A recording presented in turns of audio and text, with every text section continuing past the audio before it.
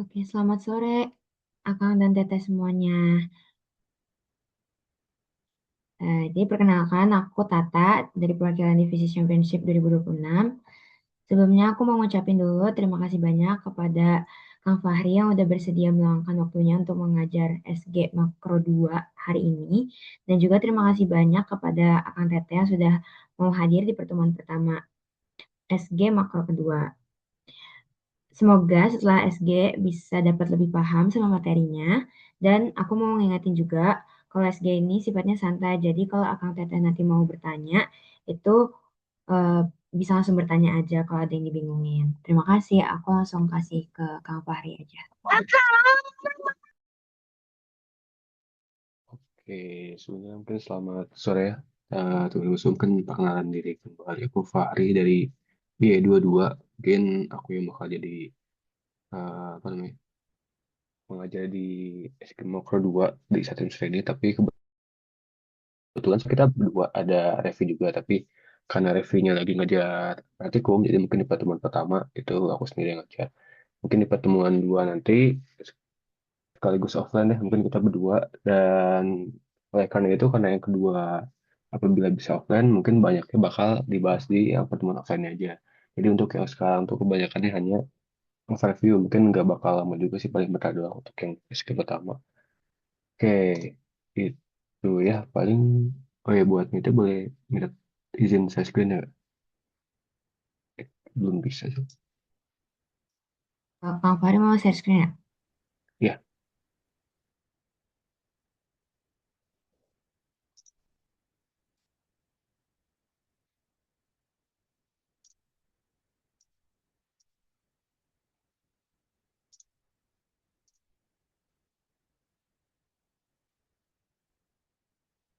Udah bisa belum?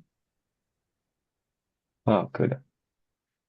Oke, mungkin kita lihat dulu ya dari segi kurikulumnya. Ini kalau misal sih sama kayak tahun-tahun sebelumnya mungkin ya kayak gini ya, si RPS-nya. Ini kurang lebih kalau misal dilihat tuh makro ya bisa dibilang materinya lebih mirip. Paling di beberapa materi yang sama itu ada penambahan empirisnya sih kalau dilihat dari buku referensinya. Cuman mungkin yang bakal dibahas di sebelum UTS, kalau misalnya kita lihat yang pertemuan satu sama dua itu kan udah pernah kalian pelajari di makro satu, termasuk dengan yang 6 sama 6, ya pertemuan 6 juga itu udah juga. Jadi kemungkinan tuh yang bakal banyak dibahas atau mungkin yang hanya dibahas di CSG itu bakal di yang ini nih, yang economic growth satu sama dua, termasuk yang ini juga sih jatuhnya. Dia ada di economic growth 2 juga. Jadi yang bakal dibahas tuh lebih ke materi yang kedua aja. Oke, kayak gitu. Mungkin kita langsung coba lihat ya.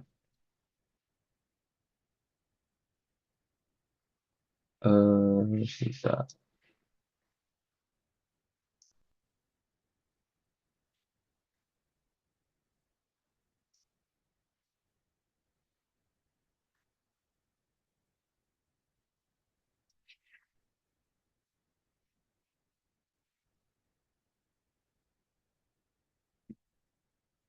Nah, oke, jadi kita coba masuk ya ke yang materi pertama tentang economic growth satu, tentang capital accumulation dan population growth. Di sini kalau misal kalian pernah lupa, tapi ini sejauh yang nonton pribadi ya. Ini kayaknya nggak ada secara eksklusif di buku, tapi yang perlu dia tahu tuh kayak gini sih si apa namanya, pembagian singkatnya atau kayak garis besar dari makro tuh yang ada di buku tuh kayak gini. Jadi di makro tuh ada tiga teori utama yang dibahas. Pertama classical theory di secara time horizon ya. Ada tiga time horizon. Pertama long run, kemudian very long run, yang ketiga tuh short run ya. Nah untuk yang long run tuh yang udah kalian pelajarin di P makro di sebelum UTS kayaknya. Tentang social income, berarti tentang GDP, CPI kayak gitu, kemudian sistem, kemudian unemployment, dan yang selanjutnya setelah UTS kalian bakal belajar yang Business Secretary Short Run ya, yang ISLM. Nah itu di PE makro.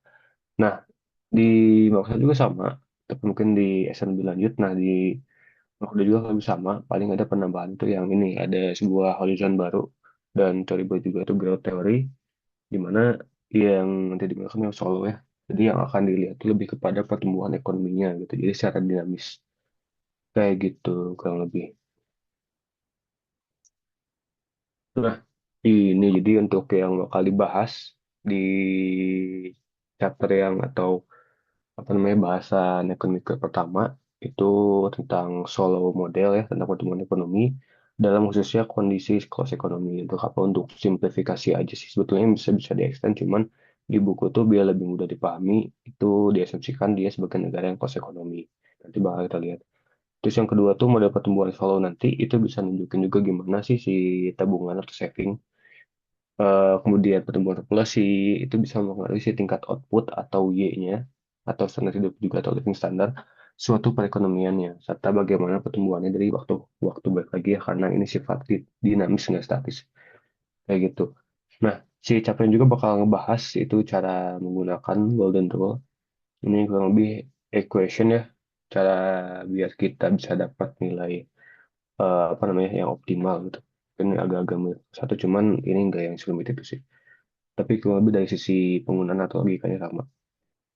Nah, kalau misal kita lihat ya kenapa pertumbuhan itu penting, kan banyak ya ekonomi kita atau mungkin pemerintahan itu sendiri yang pengen gitu buat bisa merealisasikan atau coba mengejar target pertumbuhan di ekonomi di atas 6% lah atau 5% itu untuk apa sih sebetulnya? Dan bahkan kalau saya lihat dari pemerintah kita sendiri itu kan ingin mencetak target atau merealisasikan hingga 8% dengan program-program flagship pemerintah sendiri. Jadi sebetulnya apa yang kemudian menjadi sangat-sangat penting atau mungkin sangat urgent bagi pemerintah gitu. Kalau misalnya kita lihat dari statistik sendiri, itu ada di buku juga ya kalau misalnya kalian lihat.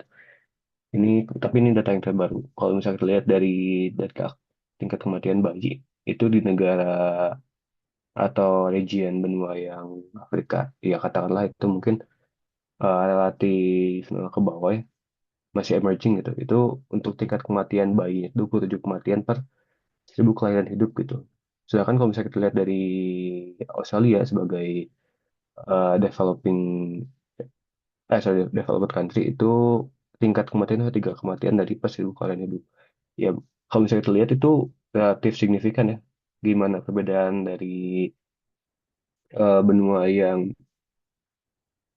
bisa dibilang akses kesehatan yang masih rendah, kemudian akses pendidikan yang masih rendah, itu bisa kemudian berdampak pada tingginya tingkat kematian bayi di suatu negara. Terus kalau misalnya kita lihat juga di Pakistan kan itu sekitar 39% itu penduduk hidup dengan kurang dari 2,5 dolar per hari ya. Itu berarti dia jatuhnya ke kemiskinan ekstrim juga.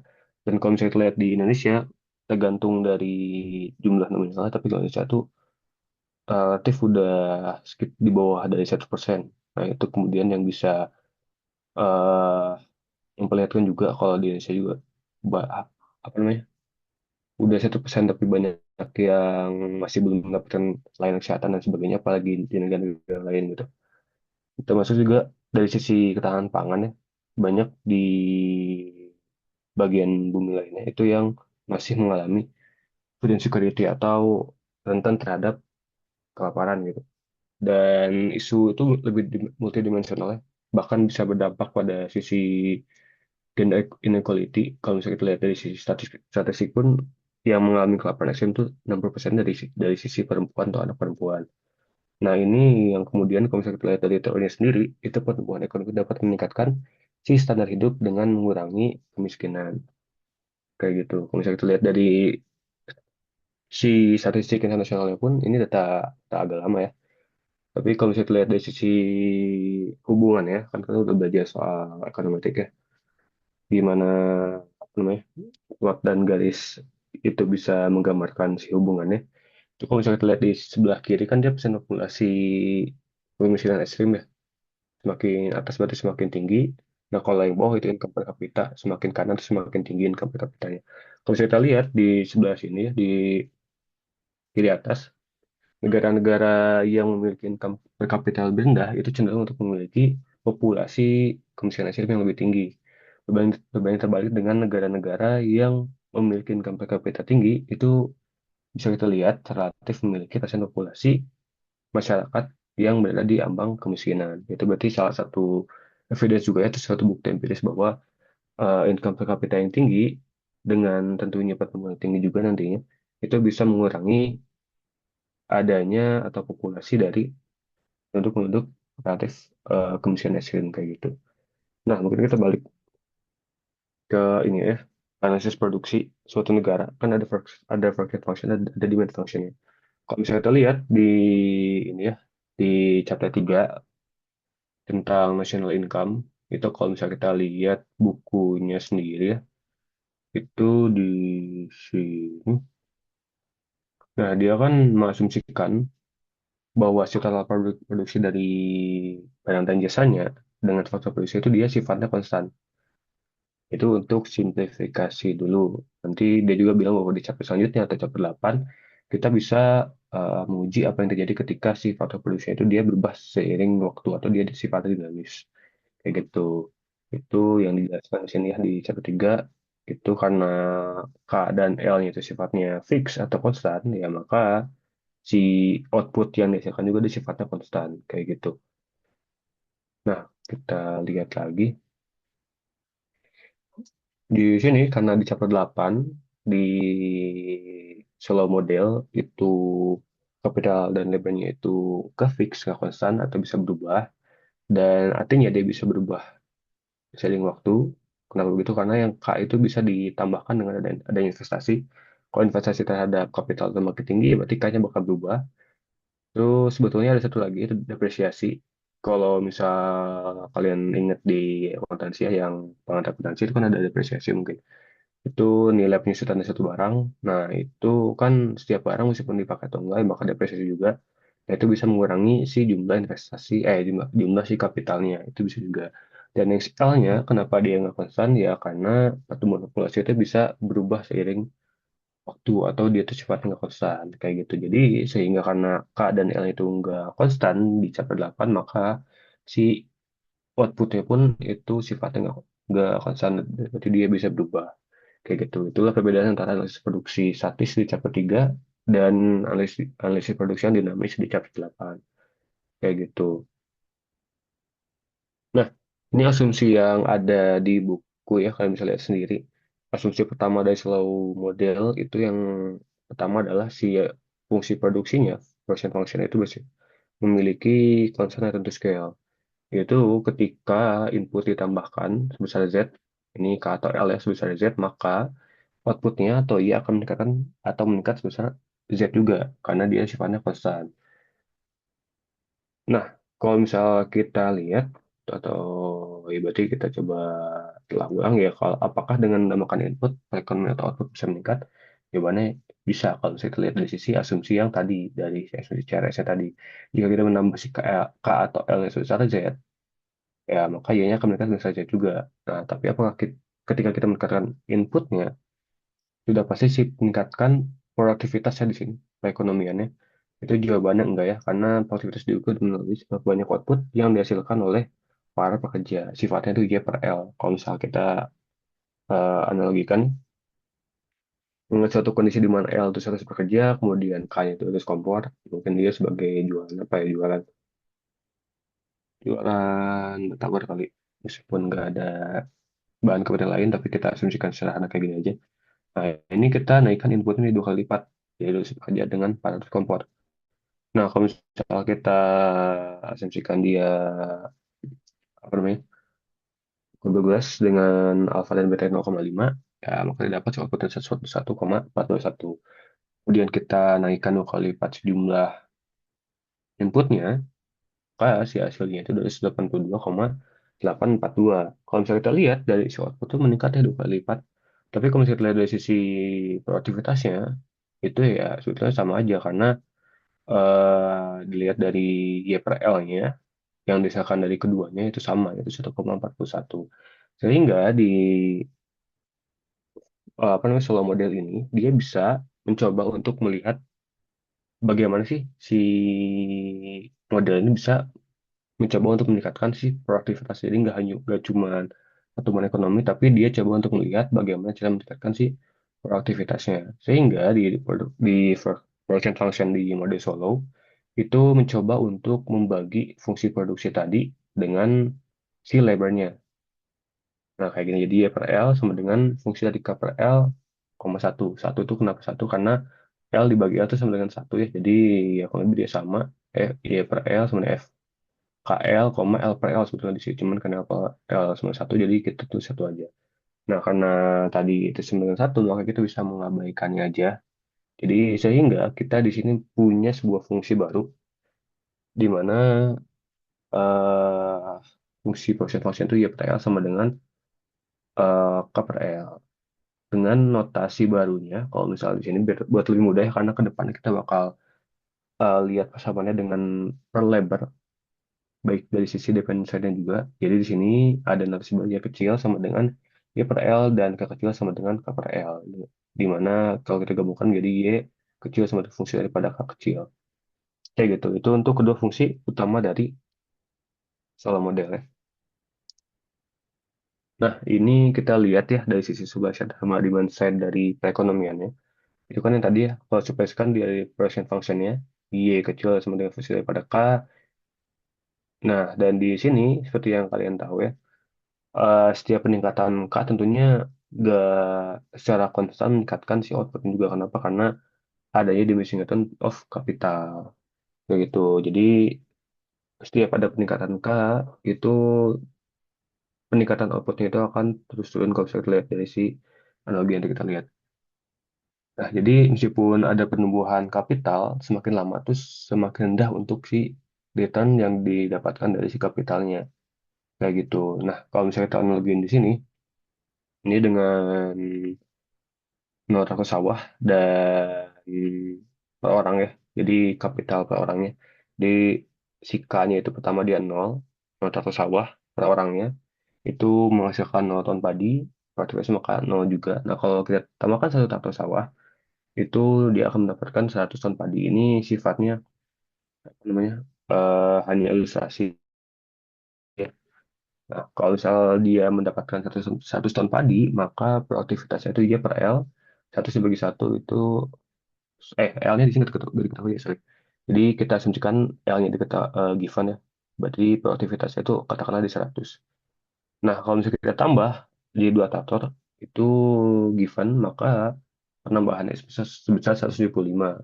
Dengan dapat itu, maka peningkatan produktivitasnya sebesar 175. Atau, sorry, ini mungkin dilihat lagi ada kemungkinan ini orang itu sebesar satu orang aja. Kayak gitu. Jadi, tapi kalau misalnya kita lihat lagi dari sisi produktivitasnya sendiri, itu ketika kita tambahkan 3 traktor pesawah per orang, itu jumlah outputnya itu 225 dengan produktivitasnya itu sebesar 225. Kalau misalnya kita lihat dari hitungan pertama, itu setiap peningkatan K itu akan meningkatkan jumlah produktivitasnya. Cuman kalau misalnya kita lihat dari sisi marginalnya, itu ada penurunannya dari asalnya 0 dari 100 kan 100 ya. Tapi kalau misalnya kita lihat dari 100 ke 75 itu apa namanya ada penurunan penambahan sebesar 25. Begitu pula penambahan dari 2 traktor ke 3 traktor kayak gitu. Jadi ada yang dimension return of capital. Nah, kemudian kalau misalnya kita lihat yang dari sisi demand side-nya, ini penting juga. Kan kita udah tahu ya, di demand side itu dia sama dengan C plus I plus G plus NX gitu. Itu kan demand function. Nah, di dalam soal model, kita mengasumsikan bahwa si G dan NX itu nggak ada. Buat apa ya? Buat simplifikasi si tujuan utamanya. Jadi G itu ditiadakan karena itu sifatnya sementara ya untuk menghilangkan efek kebijakan. Kalau di buku sih bilangnya bisa ditambahkan untuk analisis kebijakan, tapi itu mungkin di chapter selanjutnya atau di exercise yang lain. Tapi mungkin di chapter yang ini kita dihilangkan terlebih dahulu. Kalau next dihilangkan nggak apa karena sama aja sih tujuannya buat simplifikasi. Karena tadi di awal kita pengen ini yang cost ekonomi terlebih dahulu. Jadi di negara ini asumsinya yaitu fungsi daripada C dengan I atau output itu terdiri dari consumption dan investment itu sendiri. Nah, karena yang production function itu kita bagi berdasarkan labelnya, yang tadi, yang ini, Y per L sama dengan K per L, maka di sebelah, karena demand function juga harus dibagi dengan L juga. Jadi di sini tuh Y per L sama dengan C per L ditambah I per L. Dan kita ubah notasinya agak mudah juga jadi huruf kecil semua. Jadi Y kecil sama dengan C kecil ditambah I kecil kayak gitu. Nah, di sini ada asumsi lain bahwa eh, setiap orang itu atau paling banyak pekerjanya itu akan menabung sebagian pendapatannya atau S ya untuk notasi saving dan sebagiannya itu akan dikonsumsi atau satu min S. Nah, kita coba masukkan ini apa namanya ke sini tapi kita lihat dulu di consumption itu berarti kan yang tadi satu min S dikali Y itu kan karena S-nya itu misal dia 0,2 berarti 20% dari income-nya itu dia saving maka 80% lainnya itu digunakan untuk consumption ya kayak gitu. Nah, di sini kita masukkan si fungsi C ini ke yang tadi disubstitusi. Jadi Y sama dengan C plus I-nya itu satu min S dikali Y ditambah I. Sehingga kalau misal kita lihat di sini, ini kan satu dikali Y min S dikali Y. Jadi Y-nya hilang sebelah sini. Nah, ini apa namanya min S Y-nya itu pindah dua ke sebelah kanan sebelah kiri. Jadi I sama dengan eh SY atau investment itu ditentukan atau didapatkan berdasarkan fraction atau sebagian dari income yang disisihkan kayak gitu. Nah, itulah kemudian yang bisa apa namanya menunjukkan sebuah equation baru di mana kalau misal kita lihat ya si investment itu terdiri dari saving yang dialokasikan untuk akumulasi dari kapital. Nah, kalau misalnya kita lihat dari si grafiknya itu sendiri, itu untuk output per worker-nya yang ini ya, itu itu kan dia ya sebetulnya. Yang ini itu terdiri dari apa? Terdiri dari yang tadi dari C plus I kan, atau consumption per worker ditambah investment per worker-nya. Itu bisa dilihat dari yang ini ya. Ini yang C-nya, ini untuk consumption-nya dan ini untuk yang investment-nya. Nah, itu dibagi dua asumsinya. Kalau lebih kayak gitu. Nah, ini untuk istilah baru ya, ada coupled stock dan steady state. Coupled stock itu persediaan modal yang dihasilkan dari ada investasi tadi, yang udah di fraction dari pendapatan. Nah, investasi kan kalau udah tahu bahwa itu menuju ke peralatan, kemudian pabrik yang bisa digunakan untuk menghasilkan barang dan jasa. Nah, ketika investasi naik, ya maka capital stock yang ada di suatu apa namanya, terus kegiatan bisnis itu akan meningkat juga. Nah, tapi seperti yang tadi udah dibilang ya, peralatan dan pabrik itu memiliki masa waktu biasanya karena semakin lama baik itu dipakai atau tidak itu akan mengalami depresiasi atau kerusakan. Nah, itu istilah baru juga. Nah, di sini kalau misal kita lihat ya ini kemudian akan menentukan juga perubahan capital stock atau delta K itu akan sama dengan investasi dikali dengan depresiasi. Karena tadi ya, kalau investasi makin tinggi, depresiasi makin rendah, ya berarti capital stock itu akan makin meningkat. Sebaliknya, kalau investasinya itu lebih rendah dibandingkan depresiasinya, ya berarti perubahan kapital itu akan semakin menurun. Nah, kalau misal di sini ada sebuah istilah baru lagi, ketika si delta K itu sama dengan nol, berarti si investment itu sudah sama dengan depresiasi, si tingkatannya, maka itu ada yang dinamakan dengan steady state. Itu yang apa bisa dibilang tuh apa namanya ya tingkat ketika investasi investasi yang udah diperbarui itu akan sama dengan depresiasi yang terjadi di suatu barangnya kayak gitu. Itu bakal apa namanya bakal lebih banyak dibahas di ekonomi grade 1 dan 2. Nah, kurang lebih kayak gitu sih. Paling di materi itu akan ada soal golden rule, kemudian population growth sama technological advancement-nya. Tapi itu baiknya mungkin dibahasnya di offline ya karena kalau di online takutnya nggak efektif jadi itu bakal dibaca di offline. Nah, mungkin sekarang biar apa namanya ada gambaran dikit gimana sih cara atau umumnya soal terkait dengan materi itu kayak gimana. Biasanya itu kayak gini, itu dibilangnya bahwa ketika diketahui ya si elastisitas lebar sebesar 0,5 dengan fungsinya CRS, Constant Return to Scale, dengan informasi lainnya itu 30% dari Y-nya itu ditabung, berarti itu si savingnya. Persen dari stok modal itu mendepresiasi atau si D-nya itu 9,1 dan ekonomi dimulai dengan 4 lembar kerja atau sama dengan 4, maka berapakah yang dibutuhkan untuk mencapai kondisi steady state atau K ternyata sampai ke titik yang ini ya. Yang ini mungkin kita coba lihat ya step by stepnya dulu. Mau join lagi ntar.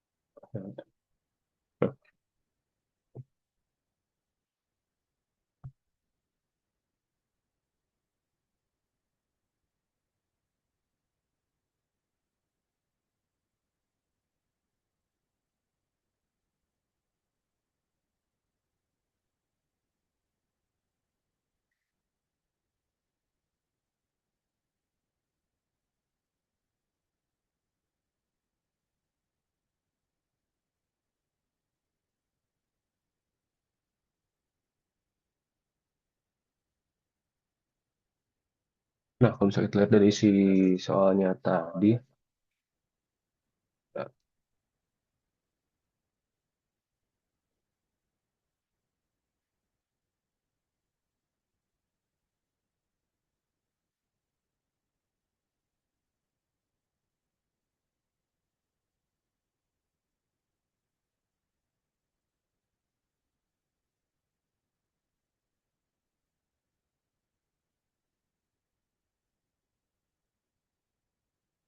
nah yang diketahui pertama itu kan si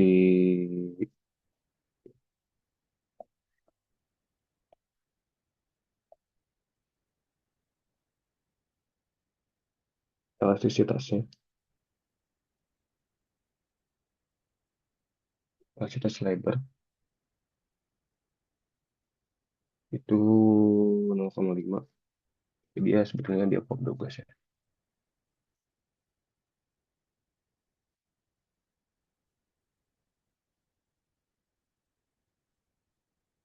Kemudian dia fungsinya CRS juga, berarti yang tadi yang ya sudah dengan ini berarti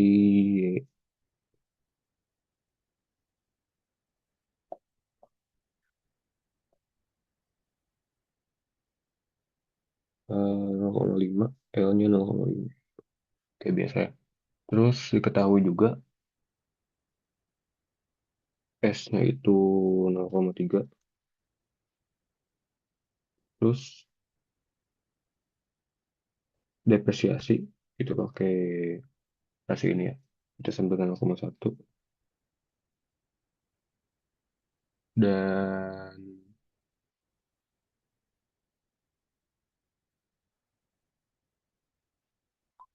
kawan itu kawan itu 4. Dan yang ditanya adalah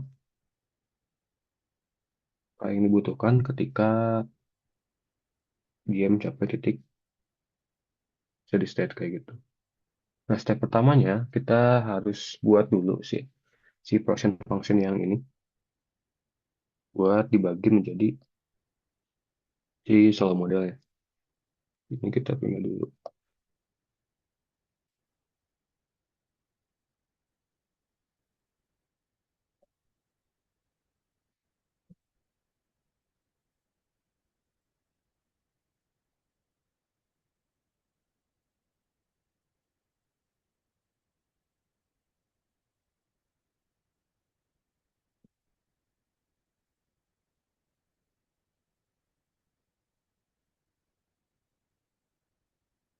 Kita tulis ulang aja. Di sini berarti Y sama dengan K1/2 L1/2.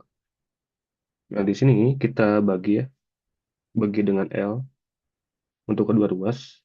Jadi Y per L sama dengan K1/2 L1/2 dibagi dengan L. Kayak gitu. Nah, di sini kita serahkan berarti yang sebelah kanan ya. Berarti Y per L Karena L itu 991, ya berarti ini bisa pindah tugas ke kanan, ke kanan maksudnya ke atas. L satu dikurangi min satu per dua berarti kan ini min satu per dua. Nah, di sini kita bisa senangkan lagi jadi ya per L sama dengan A per L pangkatin satu per dua. Ya, kayak gitu kan ya. Nah, di sini karena ada Y per L dan K per L, ini kita bisa buat notasi aja kayak yang udah dibahas di awal. Jadi di sini tuh jadi Y kecil sama dengan K kecil atau satu per dua atau Y sama dengan K. Nah, kayak gitu.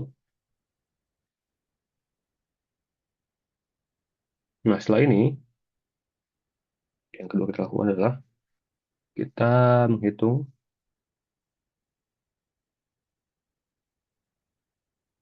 kondisi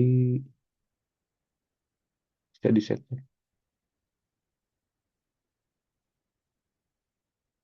Dan kalau misal kita lihat ya dari yang udah dibahas tadi, di mana kondisinya itu letak K sama dengan ini si investmentnya dikurangi dengan depresiasi. Depresiasi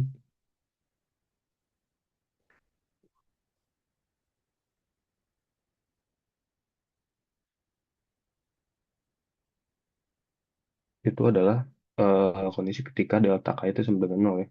Berarti kan kayak gini. S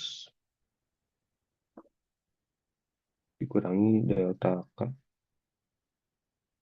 Nah, ini kalau misalnya kita pindah ruas, ya jadinya kan del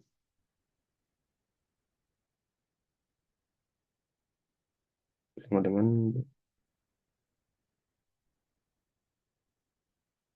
begitu. Nah, berarti kita bisa coba nah, pindahkan lagi. Jadinya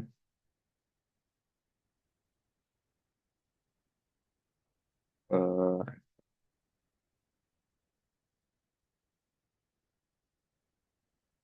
sama dengan saving dibagi depresiasi. Ini tuh ini ya, sorry,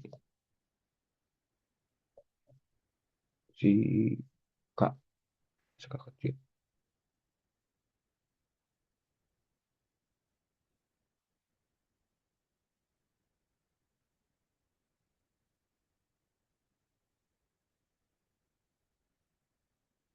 Nah, seperti ini. Ya kan tadi kan udah diketahui ya si S sama depresiasinya berapa. Kita bisa substitusi aja nilai yang ini, nilai yang ini dengan yang ini ke sini. Jadi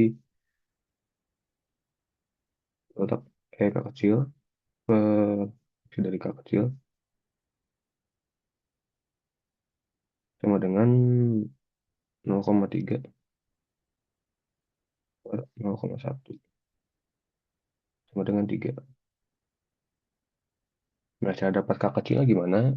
Ya, ini kan dia itu K sama dengan K pangkat 1 per sebetulnya ini kan ini ya apa namanya?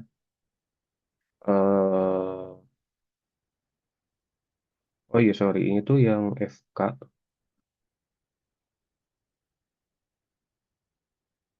ini kan dia sama ya, yang ini dengan yang ini.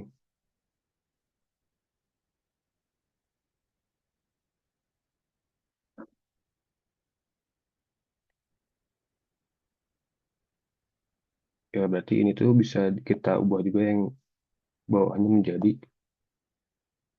delta K pas ketika steady setnya. Jadi di sini karena ini yang atas itu K pangkat 1, yang bawahnya itu K pangkat 1 per 2, jadi ya ini bakal menjadi K 1 - 1/2. Jadinya K 1/2. Kayak gitu. Jadinya di bawah si K itu sendiri itu bakal berubah menjadi delta K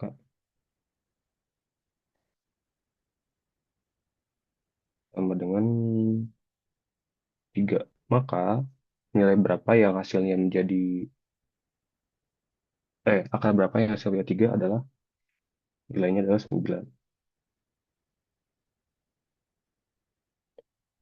Jadi kalau misalnya kita lihat kesimpulannya, K yang dibutuhkan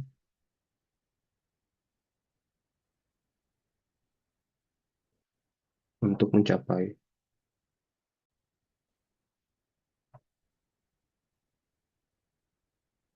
kondisi steady state adalah 9 adalah 9 ya. Tapi ini ingat ya, karena dia kecil, jadi ini satuannya kapital per markernya berarti. Kayak gitu. Ya, kurang lebih kayak gitu sih. Buat, apa namanya, cara penghitungannya. Ini kalau nggak salah tuh agak mirip dengan soal UTS-nya. Tapi paling itu bakal ada extend-nya lagi, bakal ada pembahasan soal gol dan rule-nya juga. Tapi itu bakal kita coba bahas di pertemuan kedua aja. Paling itu sih yang mau dibahas di pertemuan pertama. Paling itu dulu aja yang bisa Oke. dibahas. Dan dari situ ada pertanyaan dulu nggak? Atau mungkin aku balikin lagi ke Zato. Oke, terima kasih Kang Fahri. Dari Kang Teteh ada yang mau bertanya dulu nggak ke Kang Fahri mengenai materinya?